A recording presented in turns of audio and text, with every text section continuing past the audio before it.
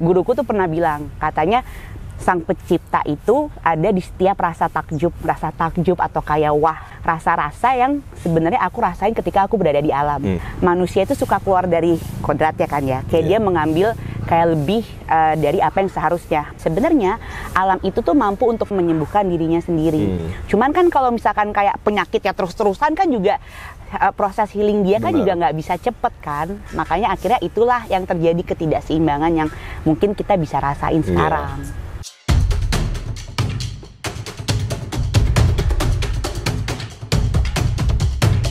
Mengupas ragam cara berkelanjutan dalam kehidupan. Saya Kiki Nasution, inilah Sabda Bumi. Renungan untuk peradaban.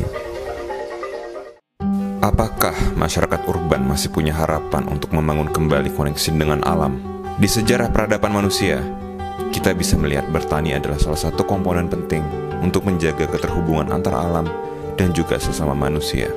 Bertani telah menjadi penggerak narasi manusia dan juga sebagai aksi langsung untuk merasakan unsur kelimpahan pangan yang diberikan oleh alam kepada kita.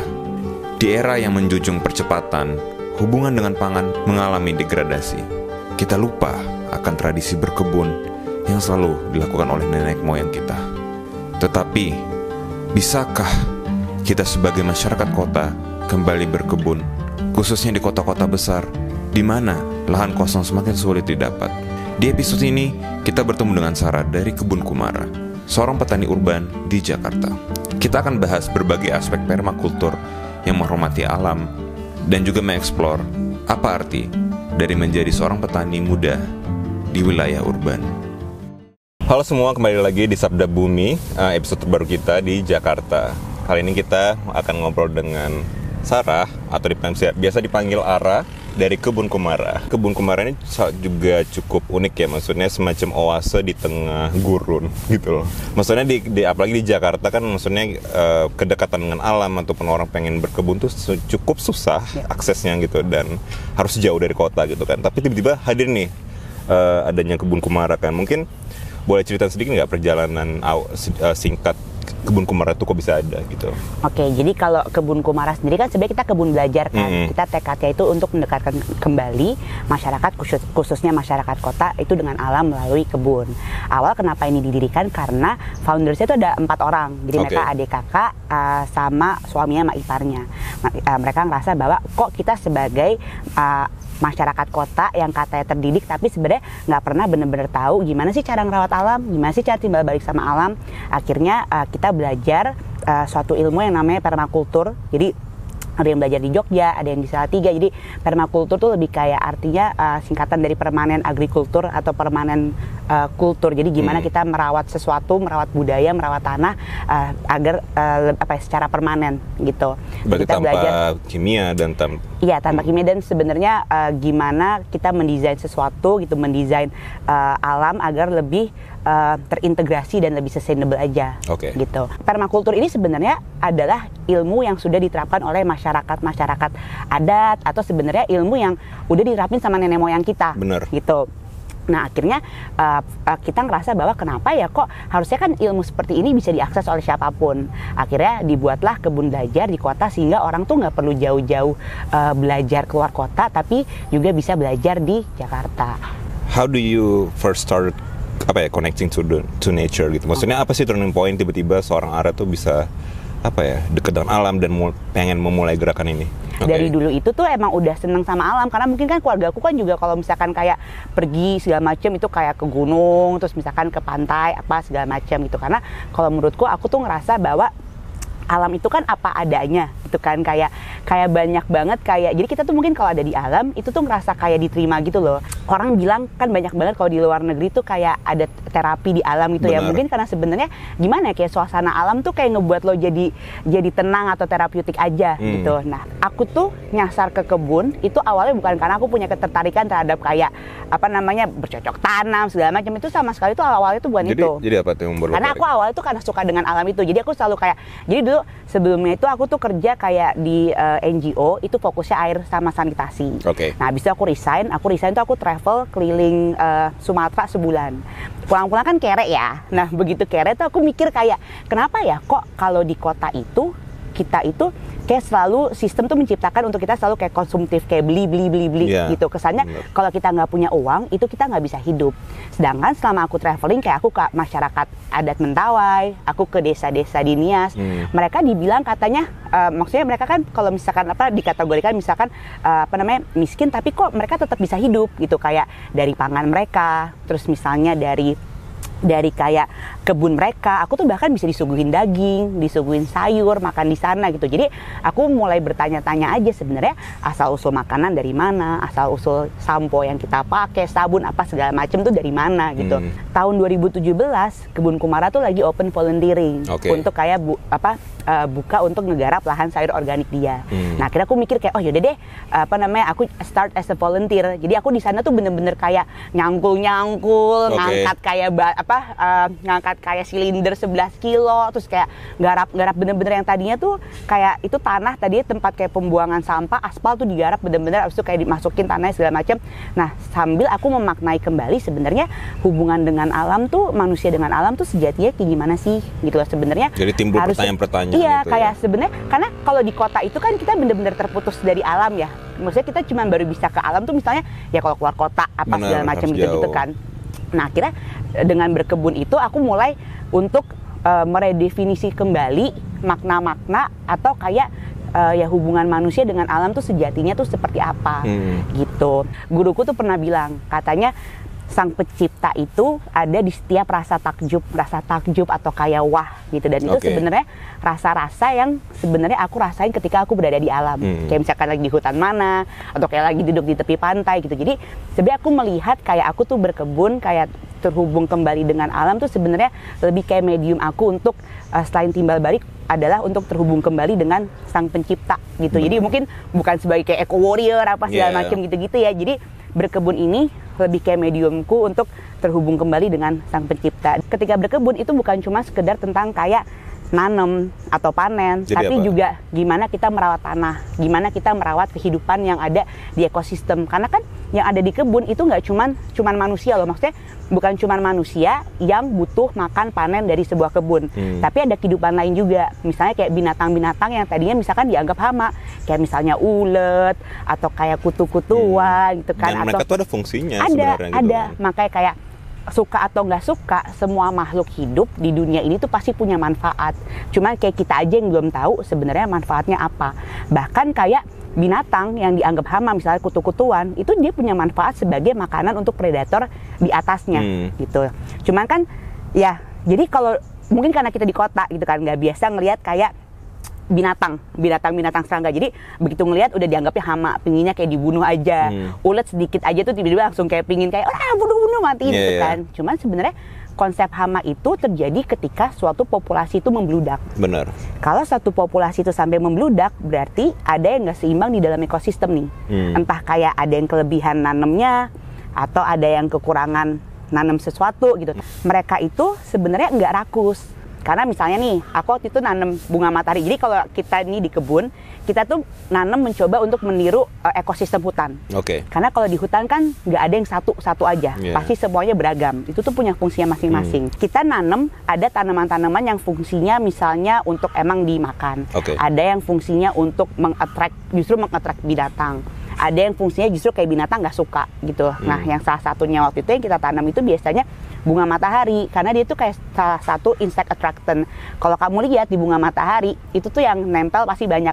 Nggak cuman kutu, kayak manusia aja suka kan. Kadang ada kadal, kutu, terus misalnya ada kayak ulet-uletan lagi. Jadi waktu itu aku nanam banyak banget bunga matahari. Kan bunga matahari satu bunga aja tuh daunnya banyak kan. Nah, jadi waktu itu lagi musim ulet, dan yang dari semua bunga matahari yang ada, itu yang dimakanin tuh cuma 2 daun dari satu bunga matahari. Jadi dia tuh nggak rakus gitu loh. Mereka tuh pada porsinya aja gitu. Jadi kan, oh ternyata cuma sedikit ya. Dan kalau misalkan kayak bunga matahari di kebun tuh kita lebih kayak ya udah biarin aja dia dimakanin daunnya. Toh kan kita nggak makan daunnya. Jadi biar aja kita belajar berbagi sehingga pangan kita yang lain itu bisa kita konsumsi. Kayak Benar. gitu. Manusia itu suka keluar dari kodrat ya kan ya. Kayak dia mengambil kayak lebih dari apa yang seharusnya, eksesif. Jadi sebenarnya itu yang nyebabin ya eksploitasi. Kenapa sih kita tuh dalam berkebun ya, sekarang kebanyakan memakai bahan-bahan kimia itu gara-gara fungsinya sebenarnya kenapa sih gitu? Sebenarnya itu kan Akselerasi atau awalnya kan karena ada yang revolusi, kalau nggak salah sih revolusi hijau itu kan, sebenarnya kan untuk mempercepat pangan pada masa dulu gitu. Cuman ternyata kan kalau penggunaan bahan-bahan kimia itu dia punya efek menciptakan suatu efek kematian yang justru dia terus menerus gitu. Karena ketika jadi gini, sebenarnya salah satu ciri-ciri tanah subur itu adalah ketika dia punya banyak kehidupan. Oke. Gitu. Jadi ada cacing gitu. Jadi kalau misalkan ada cacing di tanah kita tuh jangan takut itu bukan berarti jorok, itu udah salah satu indikator bahwa tanah kita subur. Ada mikroorganisme, makroorganisme. Jadi kalau makroorganisme tuh yang terlihat ada kelabang, ada kaki seribu, ada kayak semut, terus udah gitu ya mikroorganisme sampai nggak terlihat gitu kan. Sebenarnya fungsi mereka adalah mengurai bahan-bahan organik yang ada di tanah untuk akhirnya bisa menjadi media subur yang akhirnya bisa membuat tanaman menjadi tumbuh dengan baik gitu. Nah, kalau dengan penggunaan pupuk kimia itu kan jadinya dia membuat pH-nya itu kan jadi tidak balance kan. Nah, itu perubahan pH itu yang biasanya akhirnya mematikan organisme-organisme yang ada di dalam tanah. Dan biasanya kan kalau misalkan pertanian yang kayak secara natural itu kan kalau kamu lihat itu hutan tuh biasanya nggak mungkin dia terpapar, dia nggak mungkin kayak tanahnya tuh telanjang gitu. Karena sebenarnya tanah-tanah yang tertutupi dedaunan, yang misalkan kayak ada bangkai-bangkai binatang, itu sebenarnya dia melindungi lapisan tanah dan ketika terurai dia menjadi humus atau nutrisi subur yang dibutuhin oleh si tanaman itu. Sedangkan kan kalau pertanian sekarang kan ya gitu kan, maksudnya lebih kayak dia terbuka tanahnya.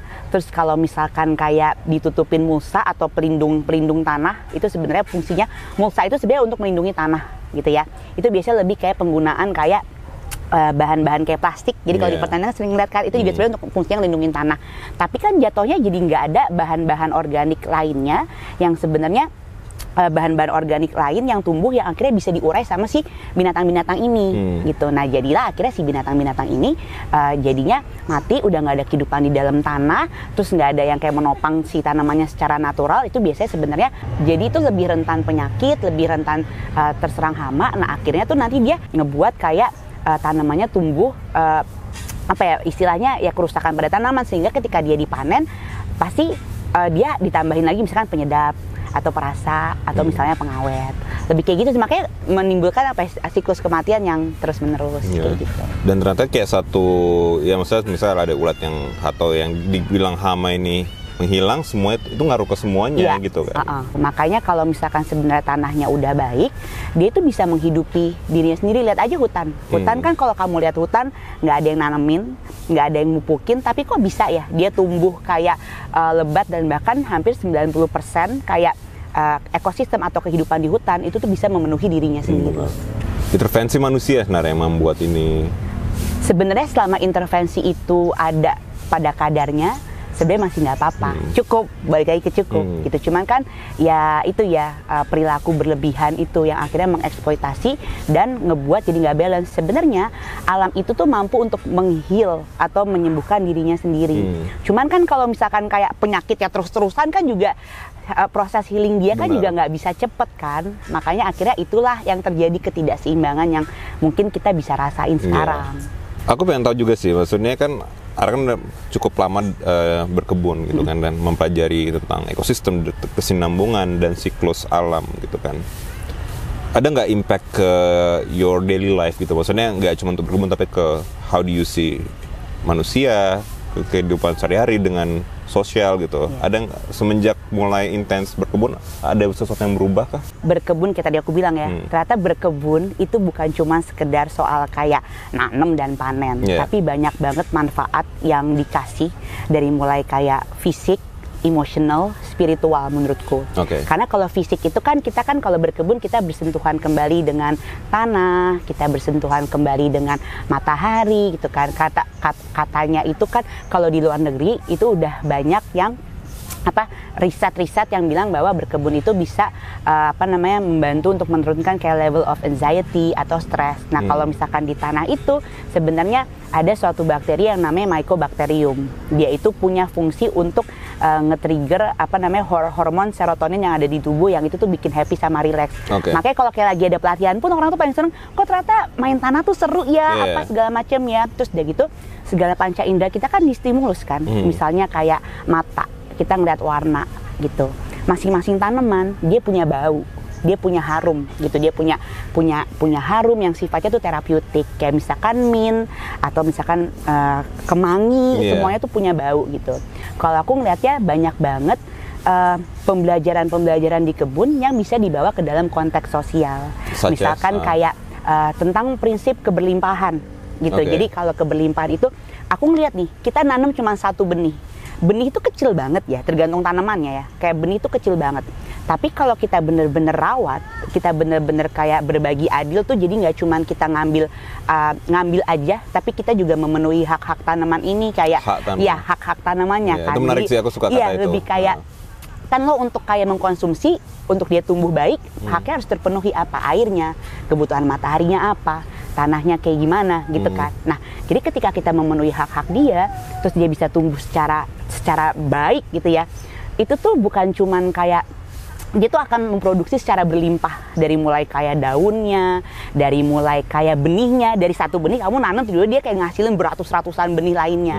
Nah, itu aku ngeliat prinsip keberlimpahan itu kalau kita bawa ke konteks sosial kan lebih kayak gimana ya, tentang rezeki, tentang abundance. Biasanya kalau kamu kayak berperilaku, misalkan kamu berbuat kebaikan dikit aja, kamu nggak ngarapin apa-apa.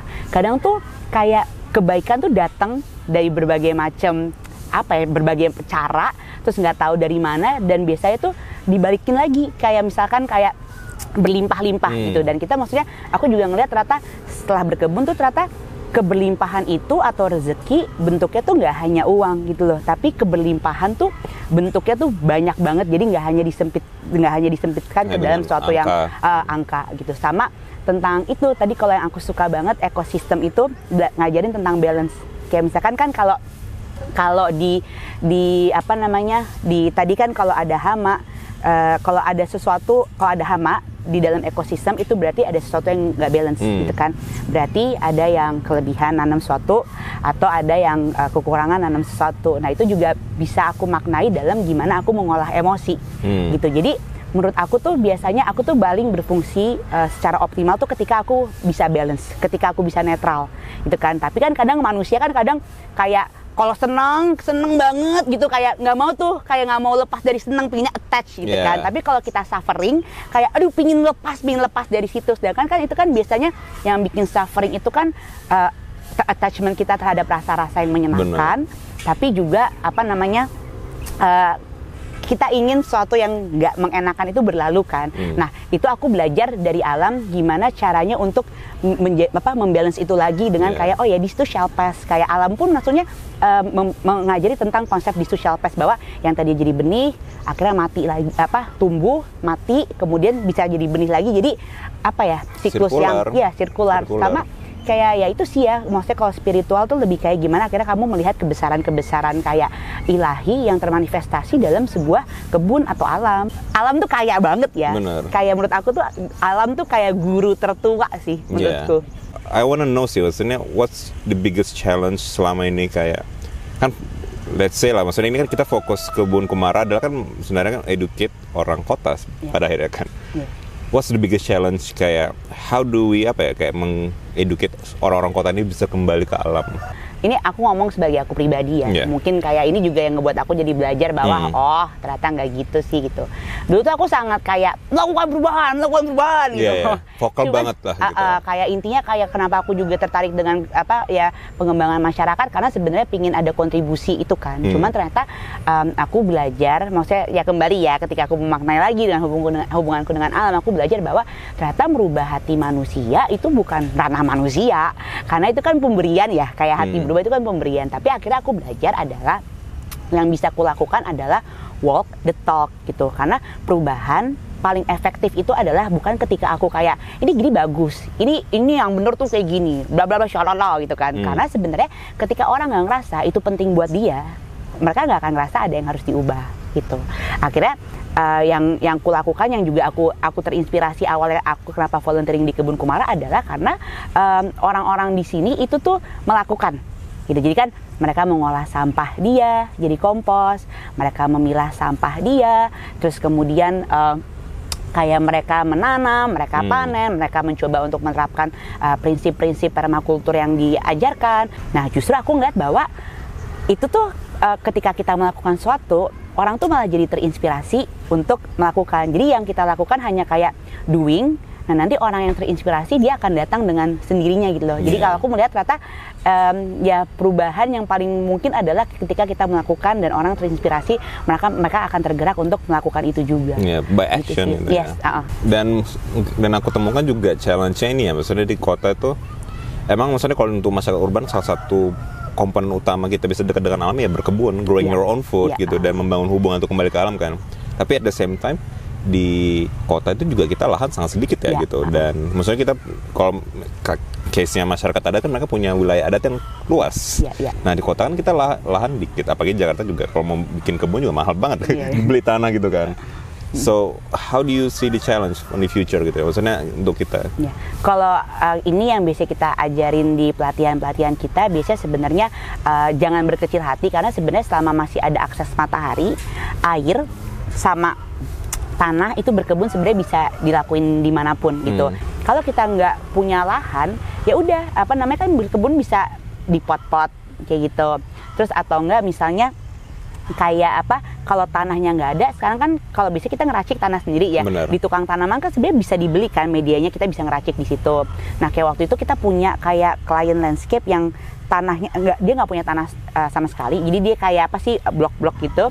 Akhirnya kita bikin namanya istilahnya raised bed. Jadi kayak bedengannya itu kayak ditinggiin, dimasukin kayak tanah, habis itu yaudah nanam di situ. Kita jadi kreatif untuk tahu gimana sih akhirnya memaksimalkan ruang yang ada untuk tetap bisa menanam di lahan yang terbatas. Sebenarnya belajar dari pandemi waktu itu kan. Maksudnya kalau kita ngelihat kan kayak sumber pangan kita itu kan rata-rata kan dari luar Jakarta. Ya kan pasti. Nah begitu kayak tiba-tiba kayak lockdown apa segala macem, itu kita yang di kota jadi kayak bener-bener kalang kabut nih. Gimana apa segala macem. Jadi kalau menurut aku, maka itu dia kenapa tren berkebun saat pandemi itu bener-bener booming, karena kan akhirnya kan mungkin ya itu dia ya, hubungan orang dengan kayak makanan itu jadi kayak mereka coba memaknai kembali kan, akhirnya orang mulai berkebun apa segala macem. Tapi emang karena keterbatasan lahan itu. Nah kalau menurut aku ya sebenarnya ya idealnya di setiap daerah atau di setiap kota itu ada community garden yang dimana ya orang bisa kayak secara komunal berkebun dan bisa kayak panen dari situ. Aku juga pengen tahu sih, maksudnya kan sekarang sustainability itu semacam tren ya, kayak semua everyone talk about it, big brand akhirnya terjadi ya kayak macam greenwashing akhirnya gitu. Maksudnya kayak semua melabel semua green itu bakal sehat, tapi kan jadinya kan kadang kita harus mengerti juga definisi sustainable tuh atau berkelanjutan tuh apa sih gitu kan. So I mean aku pengen tahu juga dari Ara, maksudnya Ara kan juga udah mempraktekkan berkebun dan sustainability udah lama ya. Apa sih definisi utama sustainable, nggak cuma hanya sekedar tanpa plastik atau narasi lain yang kayak nggak boleh pakai plastik, nggak boleh ini bla bla bla gitu. What's the true definition of sustainability? Kalau ini aku berdasarkan aku ya, menurut aku sustainability itu atau sesuatu yang keberlanjutan itu adalah ketika tiga aspek ini saling terintegrasi. Tiga aspek ini adalah peduli terhadap alam, peduli terhadap manusia, sama berbagi adil. Ini tuh contohnya gimana sih? Misalnya nih, kalau kita misalkan peduli terhadap, ini bisa dipraktekkan di apapun ya, di berkebun bisa, atau aspek yang sosial yang lebih besar pun juga bisa, dalam kita berbisnis, dalam kita berteman, dalam kita berkeluarga, ini sebenarnya bisa dipraktekin juga. Tapi kalau misalkan contoh-contohnya, misalkan kalau di alam kayak aku tadi misalnya yang aku kasih tahu tentang kalau kita mau nanem, kita mau makan, kita nggak cuman kayak ngambil hak kita gitu. Jadi tapi kita juga adil terhadap hak-hak di tanaman itu. Misalkan kayak gitu.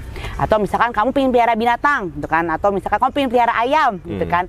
Kalau ayam tuh sebenarnya jadi kita nggak cuman metain apa yang kita dapat dari ayam, tapi kita juga harus petain hak-hak ayam itu seperti apa. Misalnya kita tuh dapat dari ayam misalnya telurnya, suaranya, terus misalnya kita dapat dagingnya gitu kan. Nah, untuk untuk berbagi adil terhadap ayam ini, kita juga harus petain hak-hak ayam itu apa gitu. Hak ayam itu dia harus bertengger. Makanya ketika kita ngebuat kandangnya harus ada tempat tenggeran. Hak ayam itu adalah makan. Jadi kita kasih tempat makannya. Hak ayam itu dia bertelur. Dia butuh kayak makan kerikil untuk kayak digestive systemnya. Jadi dalam kita memelihara ayam, kita juga harus kayak yaitu berbagi adil. Jadi hak-hak dia juga harus dipenuhin. Misalnya kalau misalkan terhadap sesama manusia, misalkan kita berbisnis gitu ya. Kalau kita mau berbagi adil, misalkan dalam bikin bisnis, kita harus metain juga gitu apa yang adil untuk kayak staff kita, atau misalkan terhadap kayak orang-orang yang menerima manfaat kita gitu. Karena kan maksudnya kalau misalkan kita aja secara bisnis nggak bisa berfungsi, gimana kita bisa bermanfaat kayak ke orang lain atau ke masyarakat yang lebih besar kan. Jadi sebenarnya menurut aku keberlanjutan itu bisa diraih ketika 3 aspek itu saling terintegrasi. Benar. Gitu. Dan nggak cuma sekedar tanpa plastik atau apa gitu. Emang plastik itu penting, kita maksudnya ngurangin gitu kan. Tapi benar banyak komponen-komponen lain yang 3 aspek tadi. Contohnya mungkin banyak orang mungkin belum tahu the true definition-nya itu kali ya gitu. Sama, kamu tahu nggak sih sebenarnya itu plastik itu tuh awalnya plastik itu karena gini, kalau orang tuh sebenarnya menurutku kayak ada yang kurang tepat sih dari campaign yang diciptakan. Maksudnya orang bilang kayak stop plastik apa segala macem. Sebenarnya tuh bukan, it's not about plastik gitu loh, karena sebenarnya pertama kali itu plastik diciptakan juga itu sebenarnya awalnya untuk menjawab kayak persoalan lingkungan. Karena kan sebenarnya gimana jadi dia itu sebenarnya proses dalam pembuatan plastik. Aku pernah nonton ya sebenarnya. Katanya itu jauh lebih ramah lingkungan dibandingin kalau kita bikin kayak bahan kain atau bahan kayak paper gitu. Karena kan sebenarnya kan dia kayak ada penebangan pohon terus prosesnya segala macam gitu kan. Nah, cuman sebenarnya mau bahan apapun yang kamu pakai ketika pola hidup manusianya atau behaviornya itu berlebihan, itu tetap akan bikin sampah. Jadi sebenarnya fokusnya tuh bukan memusuhi plastiknya, tapi gimana merubah pola hidup manusianya. Karena mau kamu ganti pakai stainless steel. Nah, stainless steel itu kan sebenarnya baru bisa kayak kalau misalkan kamu pakai hilang.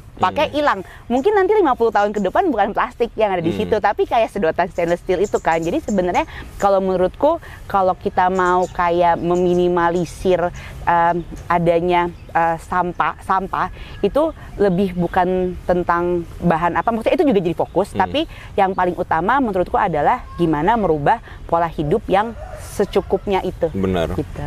Menurut aku problem generasi muda sekarang ya, maksudnya gampang termakan sustainability, tapi dia nggak tahu kapan cukupnya, makna dan cukupnya kan, jadi akhirnya membuat ya sama aja gitu. Atau contoh tote bag.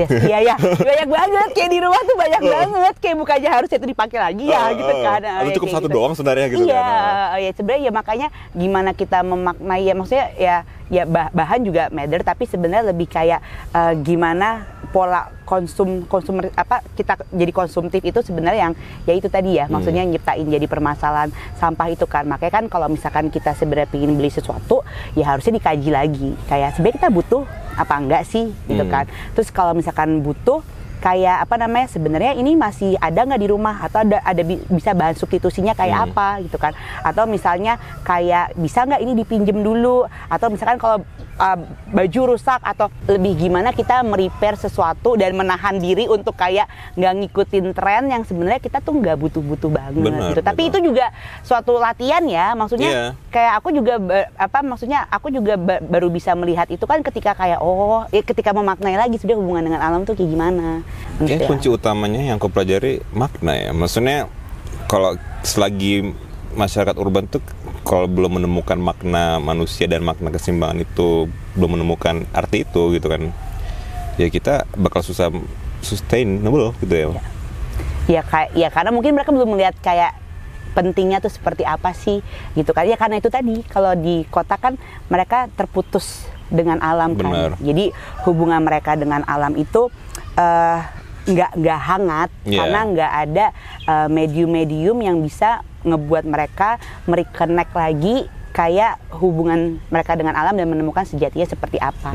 Makanya kan kenapa kita tuh sebenarnya ada kayak pelatihan-pelatihan atau banyak pelatihan untuk anak, sebenarnya pingin memperkenalkan lagi, pingin mendekatkan kembali alam, terutama untuk anak usia dini, supaya alam tuh nggak dilihat jadi sesuatu yang asing atau sesuatu yang jauh dari mereka gitu. Kita pingin menimbulkan rasa takjub, rasa senang gitu, kayak rasa nyaman gitu di alam, sehingga perlahan mereka jadi tahu hubungan mereka dengan alam tuh seperti apa sih, dan harapannya ketika mereka tahu, mereka jadi tahu cara untuk berkontribusi sesuai dengan sesuai dengan kapasitasnya. Karena kalau menurut aku itu tuh kita sama anak-anak tuh seperti nanam benih sih. Karena itu yang juga aku rasakan gitu kan. Mungkin ketika kecil aku kan dulu pernah main ke sawah atau main sama kebo gitu kan. Tapi pas SMP, SMA, ya kuliah ya kayak pada remaja pada umumnya aja ya, mulai terputus kembali dengan alam. Tapi ketika aku dewasa, akhirnya aku mulai kerja, aku mulai menanyakan lagi makna-makna hubungan dengan manusia dan alam itu seperti apa. Itu kan ibaratnya kayak awalnya ditanamin benih, lama-lama tumbuh, akhirnya justru kesadaran itu baru muncul ketika ya udah gede. Dan maksudnya manusia kan beda-beda, ada yang mungkin tumbuhnya ketika pas SD atau pas SMA atau mungkin yang lebih late ya nggak apa-apa juga, karena kan semua pada waktunya. Jadi aku juga ada sih Ki, maksudnya teman-teman yang kayak aneh gitu loh, tiba-tiba ngeliat aku makan daun, kayak kenapa sih gitu kan, ini bisa dimakan gitu kan, kayak terus pokoknya intinya apa yang aku lakukan tuh mungkin bisa dikategorikan jadi aneh atau nggak sesuai dengan standar umumnya gitu kan. Karena mungkin kan kalau dulu kan orang kayak baru selesai kuliah pasti nyari kerja di standar-standarnya kayak gini, tapi sedangkan aku nyangkul apa segala macam gitu-gitu ya. Waktu itu aku pernah dikasih tahu sama kayak salah satu guruku, dia bilang sebenarnya apapun jalan yang kamu pilih, ya mungkin salah satunya adalah dengan terlibat dengan alam, itu harusnya membuat kamu menjadi welas asih, bukan kayak menghakimi. Nah itu juga yang aku coba untuk kayak terapkan, memaklumi, memahami bahwa nggak semua orang pandangannya seperti ini. Bener. Tapi nggak apa-apa pandangan mereka seperti itu, tapi lo tetap menunjukkan compassion karena mereka punya prosesnya sendiri, punya waktunya sendiri. Mungkin emang fokus mereka bukan di alam, tapi kayak di aspek-aspek kehidupan lainnya. Bener. Ya percayain aja bahwa mereka pun ada manfaatnya gitu. Iya. Ibaratnya kan dengan keberagaman itu, dengan mengintegrasi keberagaman itu kan justru kan yang menjadikan satu kesatuan kan. Justru kalau semuanya sama, ibaratnya kayak ekosistem kebun, nggak mungkin kamu semuanya sama, nggak mungkin kamu punya satu ketertarikan yang sama, nggak mungkin dalam satu kebun kamu cuma nanam kayak bayam doang, udah pasti kayak dimakan hama. Justru keberagaman itu kalau kita taruh di konteks sosial, ya mungkin itu juga justru yang menjadikan satu kesatuan yang holistik. Gitu. Benar-benar. Sabda Bumi ini kan sebenarnya eksplorasi tentang makna dan hubungan ke alam kan, tapi ujungnya kita mengeksplorasi tentang arti cukup kan. Karena kehilangan arti cukup itulah, maksudnya nggak ada parameter ketika kita berlebihan itu yang akhirnya merusak alam gitu, dan terjadinya krisis iklim kan. Apa sih arti cukup bagi seorang Ara yang sudah selama perjalanan Ara dengan alam selama ini? Mungkin aku ada beberapa definisi gitu ya. Kalau bagi aku salah satunya cukup itu tidak mengambil lebih daripada porsinya gitu. Itu yang pertama. Lucu sih waktu itu ada orang pernah cerita gitu kan, kalau nggak mungkin dong lo berdoa misalkan tiap hari, ya Tuhan semoga hari ini lebih cerah, besoknya cerah. Ya Tuhan semoga hari ini lebih cerah. Berarti kan bakal kayak kalau kita minta lebih ya berarti kan panas kebakar dong. Jadi kalau menurut aku cukup itu ya sesuai porsinya gitu. Yang kedua yang aku maknai gitu ya tentang cukup adalah cukup itu adalah ketika kita mampu merasakan keberlimpahan di dalam berbagai aspek hidup. Karena kan dulu kan kayak namanya kita tinggal di kota ya. Berarti kan pasti itu kita selalu memaknai rezeki itu dengan uang gitu. Padahal sebenarnya ketika kita mampu memaknai bahwa rezeki itu adalah keberlimpahan yang sifatnya nggak cuma materi, itu tuh dia akan malah kita bisa merasakan abundance dari berbagai aspek gitu. Sama satu lagi menurut aku cukup itu adalah ketika kita bisa menyadari sebenarnya manfaat kita di dunia ini apa, dan bisa melakukan sesuai peran kita. Karena waktu itu yang aku suka banget, aku juga waktu itu dikasih tahu bahwa suka atau nggak suka, semua orang itu punya manfaatnya gitu. Bahkan kayak ya tadi ya, maksudnya even kayak binatang yang kita anggap kayak kutu nggak bermanfaat aja, padahal kan dia juga merupakan makanan dari predator di atasnya. Nah, manfaat itu bisa simple, nggak mesti yang besar-besar. Misalkan kayak kamu senyum ke tetangga kamu gitu, itu kan meneduhkan hati orang gitu kan. Cukup itu adalah ketika kita tahu manfaat atau peran kita, dan kita bisa berlaku sesuai peran kita, dan itu juga akan menjadi pintu masuk rezeki kita. Wow. Dialog dengan Sarah membuat saya sadar bahwa membuat perubahan untuk lingkungan ternyata tidak perlu radikal. Ketika kita kembali bertani ataupun berkebun, kita sedang belajar dengan guru terbesar, yaitu alam itu sendiri. Ketika kita membuka diri dan mendengarkannya, maka kita akan menjadi manusia yang lebih bijak. Tetapi yang paling penting, kembali berkebun adalah usaha yang dapat merubah paradigma kita akan konsep hierarki di alam yang akarnya berawal dari egosentris kita sebagai manusia.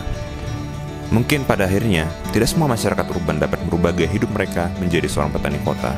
Karena merawat hubungan ke alam bisa dari banyak hal-hal lain. Selagi kita manusia masih berpegang teguh dengan pandangan antroposentrisme bahwa kita adalah puncak dari segalanya, maka kerusakan sudah pasti akan terjadi. Mengutip dialog Sarah, keseimbangan seutuhnya dapat terjadi hanya ketika kita mampu menyadari bahwa tidak hanya manusia yang mempunyai hak. Hak-hak alam juga harus terpenuhi untuk ia tetap mau menjaga keberadaan kita manusia yang sangat rapuh ini. Karena pada akhirnya, kitalah yang membutuhkan alam. Thank you so much Ara. Sama-sama. Sudah ngobrol di episode Sabda Bumi kali ini. Dan mungkin teman-teman yang ingin mencoba ikut workshop Kebun Kumara atau bertemu dengan ngobrol dengan Ara langsung bisa datang ke Kebun Kumara atau follow Instagramnya, ada kegiatan di bawah sini, Instagram Kebun Kumara, untuk mengikuti berbagai kegiatan atau workshop, event. Dan mungkin kalau teman-teman yang mau datang langsung ngobrol-ngobrol dengan Ara, boleh nanti DM aja di Instagram Kebun Kumara untuk janjian. siap gitu. Oke semua, terima kasih and see you on the next episode.